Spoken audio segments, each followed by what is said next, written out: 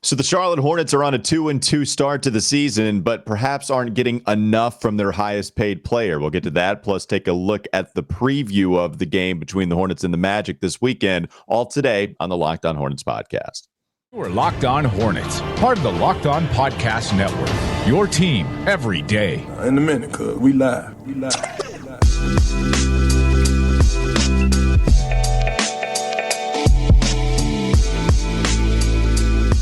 It's Locked On Hornets, a part of the Locked On Podcast Network. Thanks for making us your first listen. We're free and available anywhere you get your podcast. Shout out to BetOnline. Today's episode is brought to you by BetOnline. BetOnline has you covered this season with more props, odds, and lines than ever before.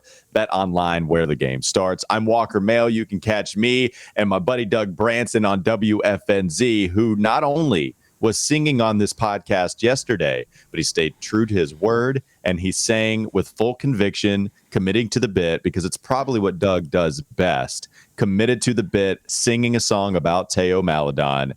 Maledon, by the way.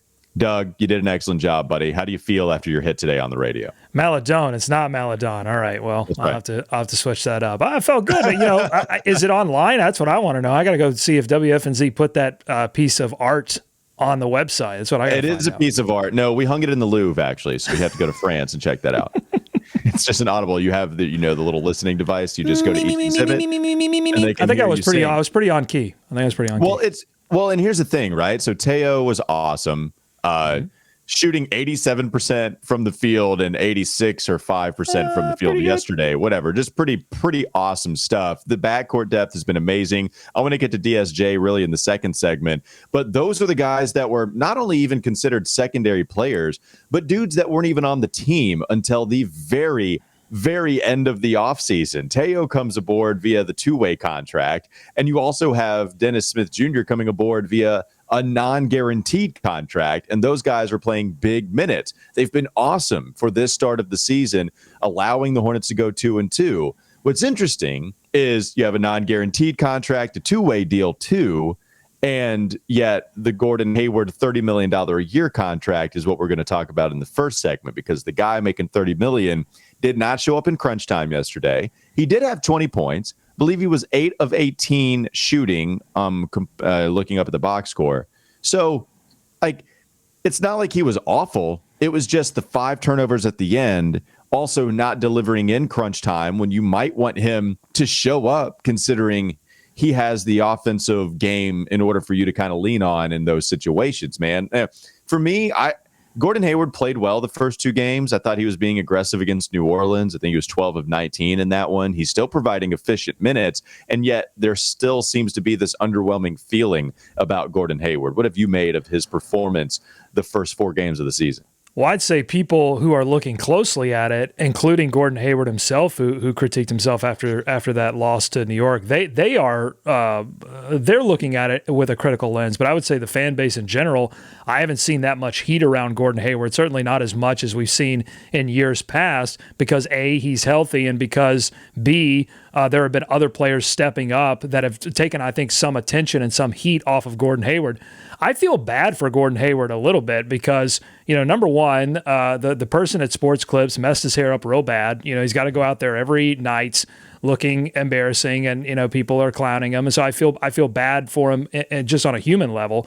Yeah, but he did not get the MVP treatment. He settled for the lowest amount package that they offer over there. You got to be careful. You got to be careful who you trust with the hair. Let's trust me. I know I got a lot of it, and I'm very careful about who gets to touch these flowing locks.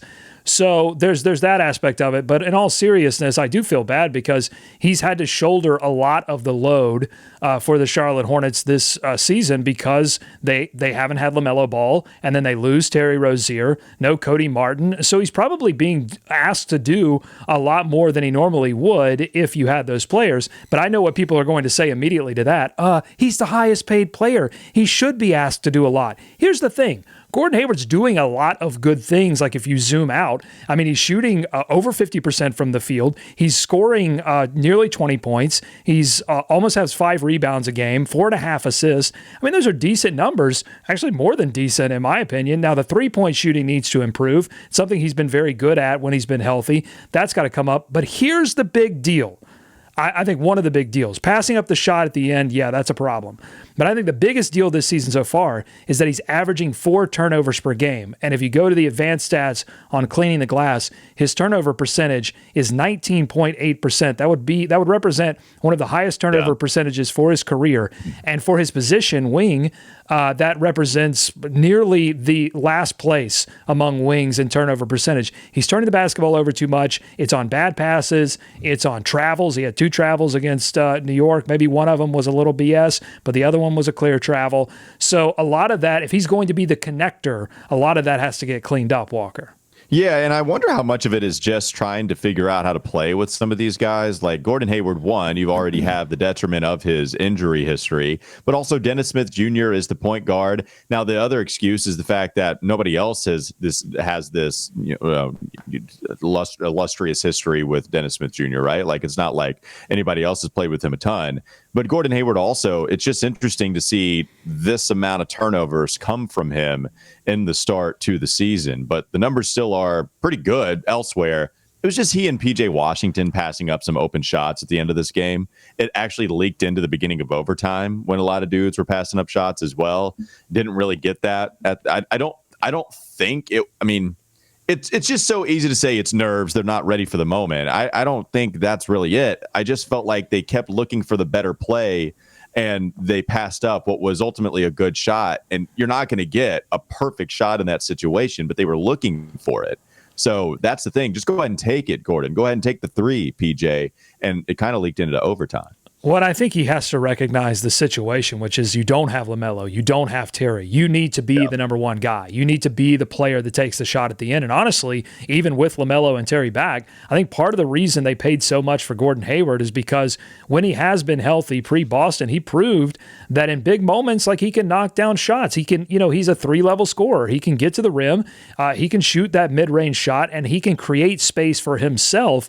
And that game against New York had a playoff feel to it. It was just haymaker after haymaker, both teams playing offensively the best that they've played this season. And, Gordon, I think, has to in that moment recognize, hey, I need to be the number one option here. Give me the ball. I'm going to go get a bucket for the team. And in those, I think when he gets another one of those moments, if it comes in Orlando, if it comes against Golden State, I have a feeling he's going to take that shot. All right, so we are talking about one of the quote-unquote stars on this team. We've also been giving a lot of credit to the dudes that just come aboard this roster. Coming up next on the Locked On Hornets podcast. We're going to be I've opened up a new tab. Did you just play the graphic and I didn't hear the sound? Is that what took place? I don't know. The sound didn't play. So, okay. Apparently the sound is sleeping on the Hornets. Yeah, gotcha. So usually I will use the sound as an indicator, and when I don't hear it, I have to make sure. So we're going to use that smooth transition into BetOnline, who I'm sure they're happy to be a part of this podcast after this excellent producing and hosting. BetOnline.net is your number one source for betting football and the start of the new basketball season. You can find all the latest player development, team matchups, news, podcasts, and in-depth analysis on every game. And as always, BetOnline remains your continued source for all your sport wagering information with live betting and up-to-the-minute scores for every sport out there. It's the fastest and the easiest way to check in on all your favorite games and events, including MLB, MMA, boxing, even golf. You can head to the website today or use your mobile device to learn more. BetOnline, where the game starts. More about Dennis Smith Jr. coming up next. Locked On Hornets is Locked On Hornets. But I have seen him go all the way up to number 10. Is there a warning? Do we need to get out of here? Okay, here's the thing. I don't know if you heard, but my watch went off, and I was trying to silence it, and then I accidentally hit ping the phone, and then the phone pinged, and now here we are. I'm doing my best, man. It seems like you're doing your very worst. Well, sometimes it seems like I'm actively fighting you today to move. Sometimes my best is my worst. It's time for more of the Locked On Hornets podcast.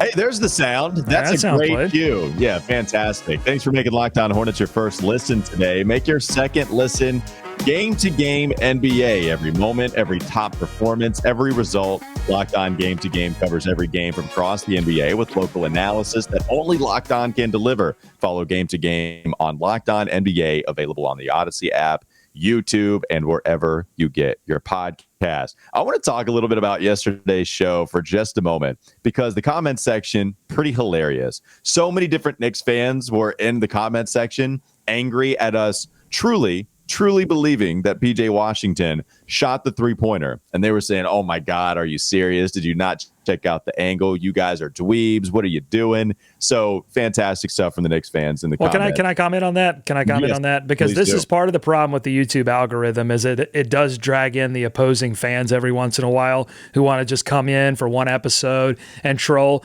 But here's the thing with Knicks fans, if you do come back for a second episode, I really hope you do. I would just like to say, like, I love Knicks fans. I especially love Knicks fans in October because October and early November Knicks fans, so full of hope, so full of wonder, so full of playoff expectations. Actually, the only thing that I love more than October, early November Knicks fans are the late March, early April Knicks fans because all of that hope has gone away. They are lost at sea. They have no idea how it happened, but suddenly they've only won 30 games. They were like, oh, we're 3-1, and how did it happen? Like every year with this stuff, Knicks fans, get out of here. You know what? You're ejected. Yep. Teed up. Double T, you're out of here, Knicks fans. That is the message to the Knicks fans that are listening to this podcast. Also, I wanted to go to another comment, which I just loved reading myself, and a big shout out to Reese Powell, who writes this, quote, I'm going to say it, Walker deserves a Presidential Medal of Merit for keeping this show on the rails. Doug is a lovable cluster bleep that cannot be controlled, only contain heart emoji. You replied, thank you. He replied, love you, buddy. Keep being you. We need it. Well, that's I put Reese doesn't know this, but I actually put that in. I put that in my vows. You know, that was something I asked producer Katie to vow that she would deal with me in all my cluster bleepness. So. Well, yeah, I mean, you can only hope to contain me. So yes, do you vow to try to contain me and not completely control me? Do you solemnly swear? I do. I think I heard that when I watched your wedding video. So yeah, there you go. Let's talk about Dennis Smith Jr. I mean, speaking of love, man, I'm telling you, everybody's fallen in love with DSJ and the reclamation project that is what he's doing with the Hornets. You kind of did a deep dive on the defensive stats for him, the deflections, the steals. He picked up a couple of other steals in this game against New York. Jalen Brunson, just a crazy game from him with 27 points, 13 assists, and 7 rebounds, I think was the stat line. I'm trying to bring it up to look at what Jalen Brunson did yesterday. It was awesome. Yeah, I mean, he was actually pretty crazy, to be honest with you. Yeah, 27, 13, and 7 total rebounds. That's absolutely nuts on 41 minutes logged in this game. Nekias Duncan, he put out there that Jalen Brunson, that contract that everybody clowned the Knicks for, the contract's actually looking bad for Jalen. He's been a legit all-star in the Eastern Conference. Oops. And the reason I want to go back to that again, just because that stat line was put up against Dennis Smith Jr., who guarded him on quite a few plays. And Dennis was all up on him, and Jalen was just still hitting tough shot after tough shot. So Jalen Brunson's getting his national love. But what's interesting, too, is that Dennis Smith Jr. is starting to get the attention of the national accounts. You know, pay attention. I think there's a Dan Devine put that out there. Maybe Michael Lee, if I'm not mistaken. So a couple of NBA national accounts are discussing how awesome it is to see Dennis Smith Jr. play with confidence, hit some of those mid-range pull-ups, hit a game tire over Mitchell Robinson. Once he drives into the paint and dishes it off for an awesome assist, one of the 11 that he picked up. And another time, he actually hit it high off of the glass in order to tie this game. I know we've given DSJ a lot of love, but it seems like he is the biggest storyline for this team right now. If you wanted to go to the micro, okay, so macro, it's crazy to see this team with a 2-2 start. But it's Nick Richards, and really it's Dennis Smith Jr. with all of the backcourt injuries that they've suffered. It's interesting to see the national NBA landscape start to take notice of just how well DSJ is playing. Well, and it's because they took a lot of notice when he was drafted. I mean, a lot of people were high on Dennis Smith Jr. We were in love with Dennis Smith Jr. Thought it would have been but of course he was like one of those classic names that just rises up the draft board and out of the, 11th pick that the Hornets were destined to get. But then everyone counted him, for dead essentially. And even Dennis Smith Jr. was wondering if his NBA career was over. I read something recently where, he was talking about possibly trying out for the NFL because, nobody was picking up the phone and asking about Dennis Smith Jr. after that stint in Portland where he got another injury. But the Hornets took a chance on him, and the classic Hornets move, taking a chance on a player when everyone else has counted him out. But what I like is that they are delivering Steve Clifford players that are very Cliffordian. The intensity on defense, the Cliffordian. You like that? Yeah. Well, just off the rip. Yeah, that was excellent. Proceed. Sorry, I didn't mean to stop you. Well, it's great. It's great that the franchise is committed to doing that because they haven't always been committed to doing that for Steve Clifford. So I'm glad that if they're going to put him on this sort of like player or team option kind of coach contract, that they give him players like this. But Dennis Smith Jr. right now, 5th in the league in deflections per game. And I just want to read the names that again, I've done this twice now, but I think it bears repeating for the people that are just tuning into this episode for the first time. Here are the names that he's associated with in this deflection stat. Paul George, Anthony Davis, Nikola Jokic, De'Aaron Fox, DeJounte Murray, Fred VanVleet. It's a lot of all-stars. I mean, Dennis Smith Jr. is doing things defensively that all-stars do. And we should note that LaMelo Ball last season was high up on this list as well. So Dennis Smith Jr. doing a lot to fill in for LaMelo Ball on the offensive end, yes, but also on the defensive end. He is providing something that the Hornets would have been woefully missing without LaMelo Ball. Dennis Smith Jr., fantastic. And it's a great story, and people are glomming onto it. And I think the important thing to note, Hornets fans, is that this isn't going away even when LaMelo comes back because Dennis Smith Jr. will pair so well with LaMelo Ball. I think this is going to be a story all year if he stays healthy. I don't think you're wrong. I think Mitch Kupchak was the Sith Lord that saw the Cliffordian count in Dennis Smith Jr. and decided to bring him aboard the Charlotte Hornets team. And the fact that he can play alongside LaMelo Ball. The Cliffordorians, yeah. The Cliffordorian count. He said his Cliffordorian rate is off the charts. Here's an advanced stat for you. The Cliffordorians are off the chart. Yeah, Teo Maladone, also the Cliffordian count. It was at the Cliffordorian. Yes, all of the counts. They are fantastic. I want to play this game real quickly with you, and I want you to be the judge. So you talked about Dennis Smith Jr. If he was not going to play in the NBA, he told his agent that he wasn't playing overseas and that he was going to put on weight. He said he did, I think, and that he was going to go to the NFL. Like, that was it. He was not going to go play basketball overseas. He played high school football, was awesome, got a bunch of D1 offers. And so it's not like the craziest thing. Yes, it would be an insane story, but also this is somebody that was very good at football. So with that, me and Wes Bryant, part of WFNZ from 10 to 2 right now. Yeah, these shameless plug. You're more shameless. You're more shameless than me plugging Every Hornets Boxscore. By the way, everyhornetsboxscore.com. Get my game notes and check out the YouTube channel. I'm posting shorts over there now too. The shame that you have while trying to plug all of that while I was trying to talk about my show from 10 a.m. to 2 p.m., possibly moving. So anyways, let's talk about this. We did a NFL Hornets draft, okay? We did quarterback, running back, 2 wideouts, and a tight end. What I did was my first pick was LaMelo at quarterback. Wes did not go LaMelo. He had the first overall pick, and he chose Kai Jones at receiver, which is a really awesome selection, but you got to go LaMelo, or else I was going to go Teo Maladone to be like a game-managing QB, the Teddy Bridgewater, if you will. So instead, I got LaMelo, I got the star, I got Pat Mahomes in a basketball jersey. I went LaMelo. I went P.J. Washington at tight end because I thought he would be the best fit at the tight end spot. You got to have a little beef, so I went with him at tight end. Then I went with Dennis Smith Jr. at running back, clearly the best at dude. I was loving this team as soon as I was making it. My wideouts, I would have loved to have Kai Jones, but I went with athleticism, James Bouknight, and Bryce McGowan's, both of those guys at the wideout spot. He went with Terry Rozier at quarterback, Kai Jones, and Mark Williams at wide receiver. Yes, Kai Jones, Mark Williams at wide receiver. His running back was Cody Martin, and his tight end was Gordon Hayward. I mean, dude, my football team, I feel like that would actually work. I think I could construct the Carolina Panthers around that 5 and be ready to roll. No, I think you definitely won the draft. Congratulations, Walker. I don't give you many props on this show, but I think LaMelo at quarterback is going to take you, everywhere you want to go. His ability to throw a basketball is amazing. I think you put a football in his hands, it probably works out.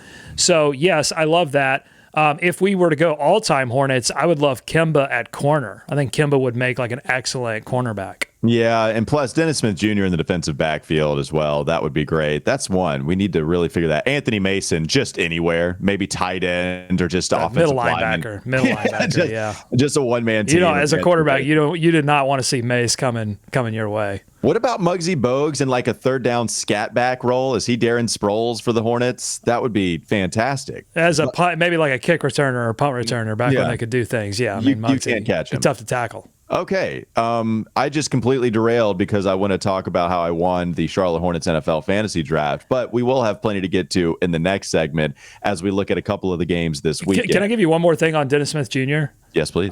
Usage percentage right now. So a lot of Hornets now have crossed the 100-minute threshold, which means that I get to go nerd boy and look at cleaning the glass and look at some percentiles. So Dennis Smith Jr.'s usage percentage right now, because he's played over 100 minutes. Actually, only 4 players so far in these 4 games have played over 100 minutes. Mason Plumlee barely missed the mark. He's at 99, but it's Gordon Hayward, Dennis Smith Jr., P.J. Washington, and Kelly Oubre. Those are your big 4 who Clifford is leaning on right now. But his usage percentage for Dennis Smith Jr., 21.5%. That would be 36th percentile among point guards, so well below average. He's not getting a ton of usage. A lot of that because he's playing with Kelly Oubre, with P.J. Washington, with Gordon Hayward, who are being asked to take some of that point guard responsibility as well. And of course, we know Point Plumlee is still a thing. Like, he is definitely getting the ball in his hands a lot.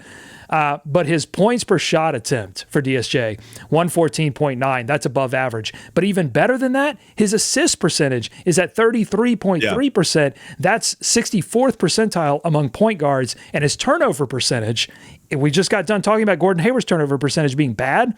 But DSJ's is elite at 8.5%. That's 84th percentile. So he's not making mistakes. He is playing with poise, and he is finding others while also getting his own offense. I mean, there's not a ton to criticize. It really does not compute. The fact that Nick Richards was playing now, he had a quiet game yesterday, but Nick Richards being the dominant presence, and then DSJ playing the way he is, it's absolutely insane. All right, coming up next on the Locked On Hornets podcast,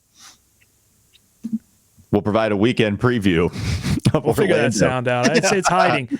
It's hiding somewhere. It's getting ready for this. 2 games this weekend. It's sleeping. It's getting ready. All right, we'll preview Orlando and Golden State this weekend. Coming up next on the Locked On Hornets podcast. Is Locked On Hornets. Walker, sometimes you don't have to have the best package. Okay. Sometimes you just have to have the only package. If you wait, if my dating life taught me anything, sometimes you just have to wait around long enough until you're the only thing remaining. And then suddenly, you look pretty great in comparison. It's time for more of the Locked On Hornets podcast.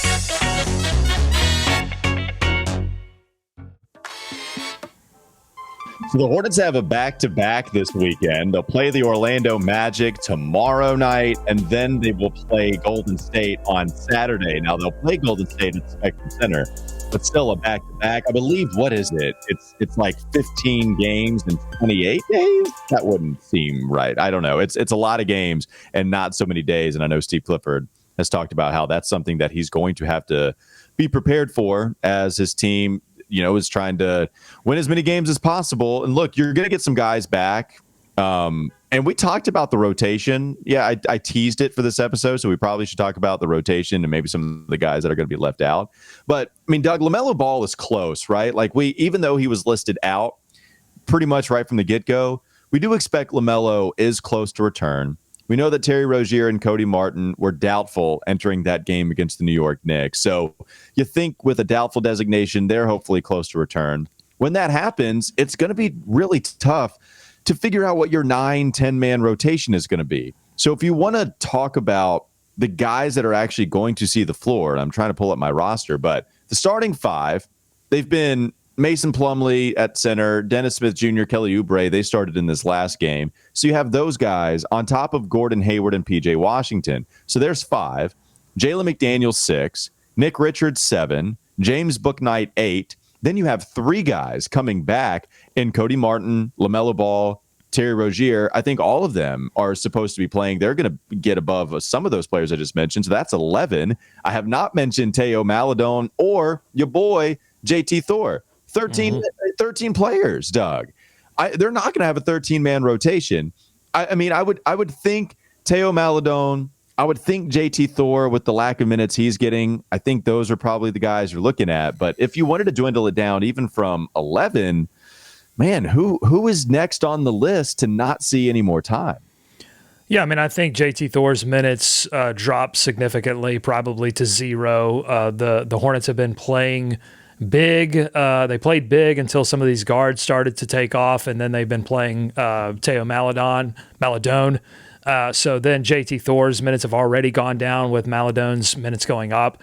So, I mean, I would expect Teo, JT Thor, James Bouknight, honestly, I think would go to the fringe when LaMelo, Terry, and Cody get back. I mean, I think those are just the realities. Like, it's good to have depth, but obviously, like, Dennis Smith Jr. is a player that you want to keep on the floor. Obviously, Cody Martin, I think, having, signed him to the deal is somebody that they're confident that they want on the floor. I'm really interested in Bouknight. Bouknight looked better than he has in a while against the Knicks last night, starting to get more comfortable, hit a couple of threes, started to drive in the paint and finish. Did not have the whole basketball play happen where he turns it over once he gets into the paint. And Steve Clifford is stuck with him. What's interesting to me is if Steve Clifford is really trying to dwindle this thing down to, let's go, 10-man rotation, just to give us a little breathing room here. James Bouknight last year I thought was going to be a part of the rotation under James Borrego.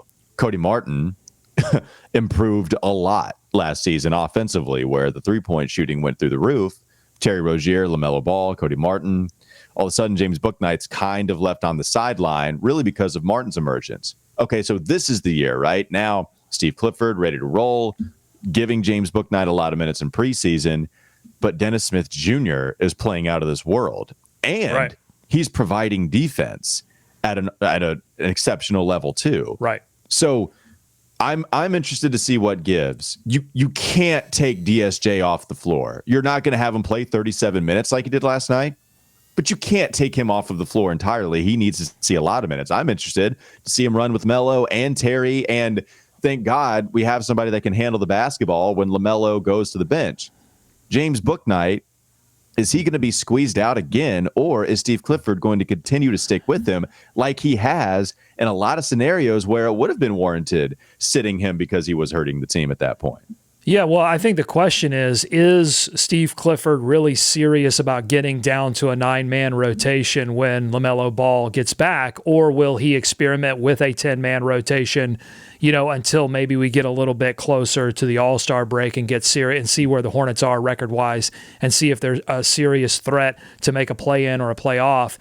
So, at that point, then, yeah, you want to whittle down to 9 and get your best 9 guys out there. And if that's Bouknight, it's Bouknight. If it's not, it's not. The other variable here, I think, is, Gordon Hayward's played 34 minutes per game so far. And they have expressed for a couple of years now a desire to get him a little bit more rest to try to take care of his body. We said in the first segment, he's being asked to do a lot now because they're missing players. Once they start to get those players back, will we see a Gordon Hayward rest every once in a while? Then you move Kelly maybe into Gordon's spot, and then that opens up opportunities on the bench where you need a little bit of extra scoring punch. Well, James Bouknight is sitting right there.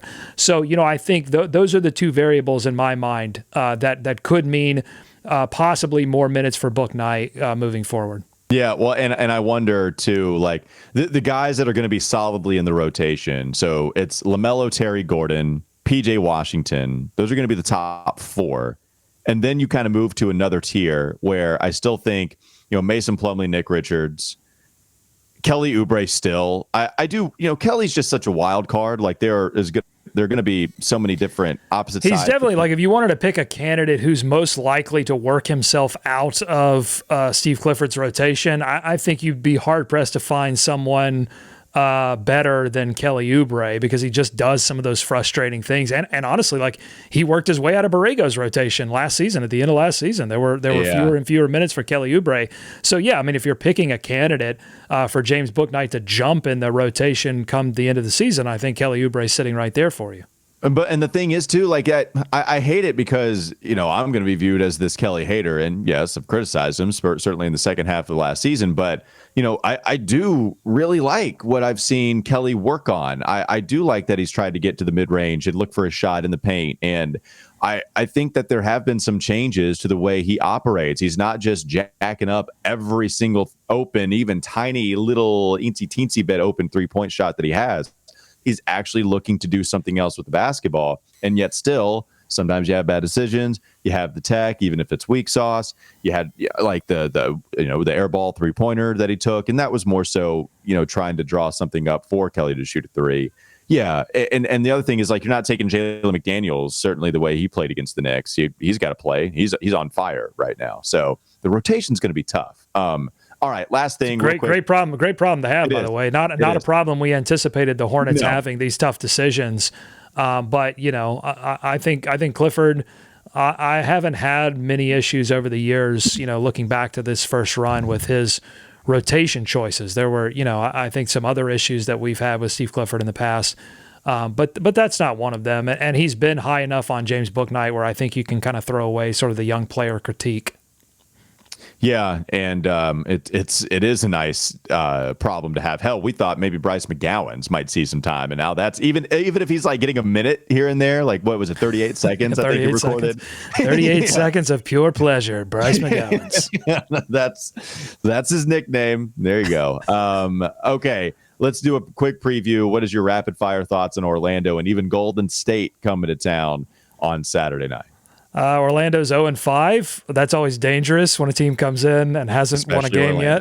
Especially Orlando, who, over the course of their history with Charlotte has provided some pretty heartbreaking defeats. So that's tough. But I was just reading that they've had several point guard injuries. They have the opposite problem of the Charlotte Hornets. The Charlotte Hornets seem to have too many guards right now. The Orlando Magic don't have enough. I think they only have one healthy point guard on the roster going into this game. They do have Paolo Banchero, who has scored 20 points in 5 straight games. It hasn't equated to a win for the Magic, but I don't think that's Banchero's fault. He has absolutely proved that he should have been the number 1 pick and was. Crazy. So, yeah, it's going to be fun to watch him. It's going to be another tough defensive assignment probably for PJ Washington, who's just got done defending Julius Randle. And there was somebody in the chat picking on his defense, and I don't know how you can watch that game. Yes, there were a few plays where he let Julius Randle get to a spot, but like Julius Randle's a really good player. I mean, he's like typically an automatic 20 points. And what PJ did in that game, I thought was pretty valiant. He'll have another test against Paolo, who is just an absolute bucket right now. So strong. Yeah. He's so big, and to be that fluid, I think Nada was the one that pointed it out on draft night, where everybody was like, "Oh man, Chet Holmgren is taller than the Admiral." But like, no, the thing to pay attention to is the fact that Paolo Banchero was only 2 inches shorter than the Admiral when David Robinson was like a guest speaker there or something like that. That was the thing to pay attention to. 10 of 19 from the field for both Banchero and Franz Wagner. 22 points for Wagner, 29. I'm pretty sure Wagner is one of those players that they'll be missing, and that's a relief because I'm going back into my memory grapes, and I feel like last season Wagner had a couple of pretty good games against the Hornets. So, and he's good. He's just flat out good, man. So yeah, the Magic are really talented, and then Golden State is not playing. They're doing. Here's the thing: if you're gonna play Golden State, it's nice to play them right now because they tend to, coming off, championships and playoff series that they win, they just tend to start seasons a little lackadaisical. They don't have their foot fully on the gas. They're 2-2 as well. 2-2, and I think they're 16th in offense, 19th in defense. Double check those numbers, but I'm pretty sure those are close. Like they're middle of the pack. They're not dominating right now.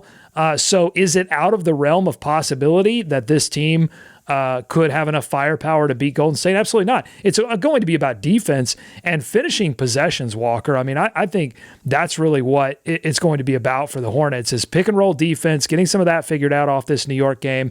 But also the Hornets right now are bottom in the league in defensive rebounding, but top 10 in offensive rebounding. That totally flips the script on what we know about Steve Clifford teams, Cliffordian teams, if you will. And I think it's because, one, they've because they have their full deck at center and power forward. Like they've got no problems injury wise there.